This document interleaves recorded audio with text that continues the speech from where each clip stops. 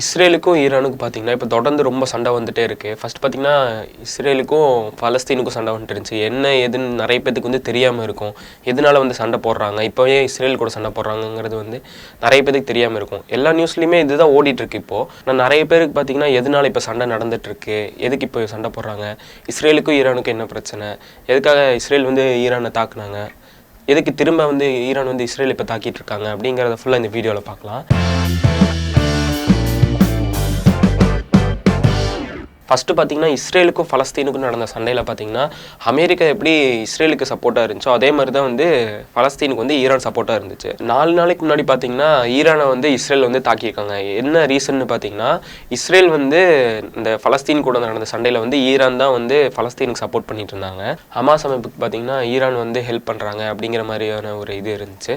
அவங்க வந்துட்டு இப்போது அணு ஆயுதம் வந்து டெவலப் பண்ணிட்டு இருக்காங்க. ஈரானில் வந்து பார்த்தீங்கன்னா அது வந்து அவங்க நாட்டுக்குள்ளே அவங்களா அணு ஆயுதம் வந்து ரெடி பண்ணிட்டு இருக்காங்க. அதை வந்து ஈரான் என்ன சொல்கிறாங்கன்னா 4 நாளைக்கு முன்னாடி பார்த்தீங்கன்னா இஸ்ரேல் வந்து ஈரானை தாக்கிருக்கு. அவங்கள தாக்குனதுக்கு அப்புறமா எதுக்காக நாங்கள் தாக்கணும் அப்படிங்கிறது என்ன சொல்கிறாங்கன்னு பார்த்தீங்கன்னா இஸ்ரேலை வந்து மறைமுகமாக வந்து ஈரான் வந்து நிறைய இடத்துல அடிச்சிருக்காங்க. இஸ்ரேல் வந்து ஹமாஸ் அமைப்புக்கு ஹெல்ப் பண்ணியிருக்காங்க. அதுவும் இல்லாமல் எங்களை மறைமுகமாகவும் நிறைய இடத்துல தாக்கியிருக்காங்க அப்படிங்கிறதுக்காகவும் இப்போ பார்த்தீங்கன்னா ஈரானில் வந்து நிறைய அணு ஆயுதங்களை வந்து டெவலப் பண்ணிட்டு இருக்காங்க. அதை டெவலப் பண்ணி இஸ்ரேலான எங்கள் நாட்டை வந்து தாக்கணும், பலஸ்தீன்லேருந்து நாங்கள் வெளியே போவோம், பலஸ்தீனில் வந்து நாங்கள் குடியேறினது வந்து அவங்களுக்கு பிடிக்கல, இந்த இடத்த விட்டு நாங்கள் வெளியே போகணும் அப்படிங்கிறக்காக வந்துட்டு அணு ஆயுதத்தை ரெடி பண்ணிட்டு இருக்காங்க. அதுக்காக தான் நாங்கள் வந்து அணு ஆயுத ஃபெசிலிட்டிஸ் அந்த இடத்துல வந்து நாங்கள் தாக்குதல் நடத்தணும் அப்படிங்கிற மாதிரி சொல்லியிருக்காங்க.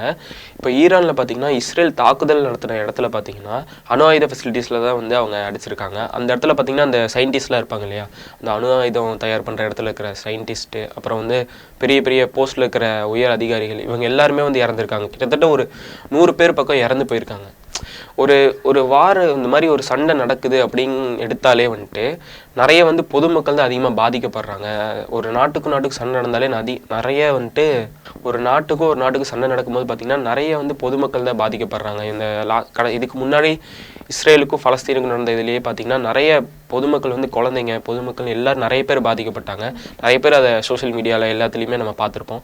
அதே மாதிரி தான் இப்போயும் இங்கே நடந்துட்டு இருக்குது. இப்போது அவங்க அணு ஆயுத ஃபெசிலிட்டிஸை தாக்குனதுக்கப்புறமா நாங்கள் இதனால தான் தாக்கணும் அப்படின்னு அதை சொன்னதுக்கப்புறமா திரும்ப இவங்க ஈரான் என்ன சொல்லியிருக்காங்க, எங்கள் கண்ட்ரியில் எங்களோட நாட்டில் நாங்கள் தயாரிக்கிறோம், அணு வந்து நாங்கள் தயாரிக்கிறோம், அது எஜுகேஷன் பர்பஸ்க்காக நாங்கள் வந்து ரெடி பண்ணிகிட்ருக்கோம், அந்த அணு ஆயுதத்தை நாங்கள் வந்து அதை டெவலப் பண்ணிகிட்ருக்கோம், நீங்கள் எப்படி வந்து அதை நான் உங்களை தாக்குறதா முன்னாடியே நீங்கள் நினச்சி நீங்கள் அதை தாக்குனது வந்து தப்பு அப்படின்னு சொல்லி, நீங்கள் எங்களை தாக்குனது வந்து தப்பு, அதுக்காக நாங்கள் திருப்பி கண்டிப்பாக நாங்கள் சும்மா விட மாட்டோம் அப்படின்னு சொல்லி ஈரான் பார்த்திங்கன்னா நிறைய ஏவுகணைகளையும் ட்ரோன்ஸையும் அனுப்பி இஸ்ரேலில் நிறைய இடத்துல தாக்க முயற்சி செஞ்சுருக்காங்க.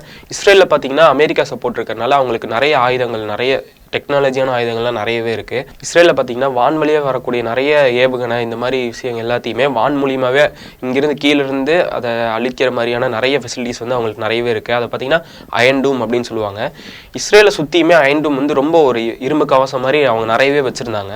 ஈரானோட தாக்குதல்னால இஸ்ரேலில் அந்த அயன் டூம் இருந்த அந்த இடம் நிறைய இடத்துல பார்த்திங்கன்னா அந்த இடம் சேதமாகி அந்த அயன் டூமே உடஞ்சி உள்ள நாட்டுக்குள்ளேயும் நிறைய ரொம்ப தாக்குதலை ஏற்படுத்தியிருக்காங்க. இதில் அங்கேயுமே நிறைய உயிர் சேதங்கள்லாம் ஏற்பட்டிருக்கு.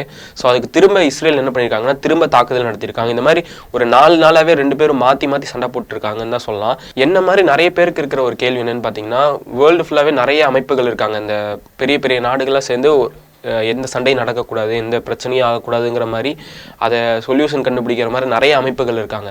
அந்த மாதிரி யாருமே வந்து தலையிடாமல் இருக்கிறாங்களா, அது என்ன, ஏன்னா தலையிடுற மாதிரி எதுவுமே எங்களுக்கு தெரியல. நிறைய பேருக்கு வந்து அது தெரியல.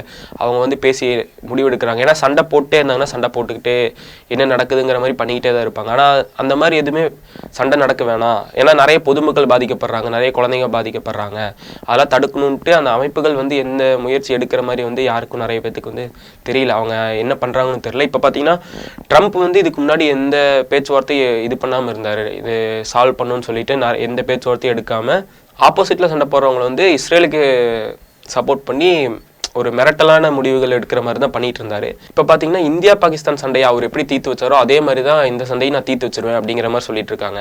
ஃபர்ஸ்ட் பார்த்தீங்கன்னா இந்தியா பாகிஸ்தானோட சண்டை, இப்போ நடந்த சண்டையை வந்து அவர் தீர்த்து வச்ச மாதிரி எங்கேயுமே சொல்லலை. இந்தியாலையுமே வந்துட்டு அவங்களுக்குள்ளேயே தான் பேசி முடிவெடுத்து சண்டையை நிறுத்தினதாக தான் சொல்லிட்டு இருந்தாங்க. இப்போ திடீர்னு வந்து எல்லா இடத்துலையும் ட்ரம்ப் பார்த்திங்கன்னா நான் இந்தியா பாகிஸ்தானோட சண்டை எப்படி நான் நிப்பாட்டணும் அதே மாதிரியே வந்து இஸ்ரேலுக்கும் ஈரானுக்கும் இருக்கிற சண்டையை நிப்பாட்டிடுவேன் அது பேச்சுவார்த்தையை முடிச்சிருவேன் அப்படிங்கிற மாதிரி சொல்லிட்டு இருக்காரு.